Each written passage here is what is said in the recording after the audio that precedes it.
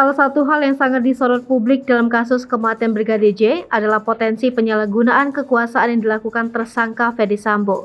Bahkan beberapa pihak menuding Sambo sangat ditakuti, sampai menyebabkan perjalanan kasus begitu berbelit. Salah satu yang belak-belakan membahas hal tersebut adalah aktivis wanita Irma Huta Barat. Bahkan di podcastnya bersama Refli Harun, Irma terang-terangan mengungkap dugaan adanya kesepakatan yang membuat istri Ferdy Sambo, Putri Chandrawati, tidak kunjung ditahan meski telah berstatus tersangka.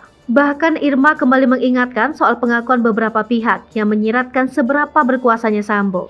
Aktivis yang pernah aktif menjadi jurnalis itu menyebut Sambo sangat mementingkan pencitraan. Ada beberapa hal yang diincar Sambo, seperti agar tidak dijadikan tersangka kasus penembakan Brigadir J.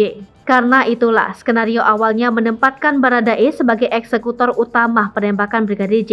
Meski begitu, skenario tersebut mulai rontok setelah satu persatu tersangka berbalik arah, mulai dari Baradae hingga Bribka Riki Rizal. Diakui Irma, keistimewaan yang diterima Putri seperti tak ditahan sampai bisa hadir. Dengan pakaian putih-putih direkonstruksi adegan membuat keluarga Brigadir J juga kesal. Johnson Simanjuntak mengungkap Mabes Polri bahkan sampai dibuat ciut karena kuatnya cengkraman geng Ferdy Sambo yang disebut-sebut dibackingi banyak nama penting tersebut. Situasi tak biasa ini pun membuat Johnson menanyai sejumlah pihak di Mabes Polri yang malah semakin menunjukkan seberapa takutnya mereka.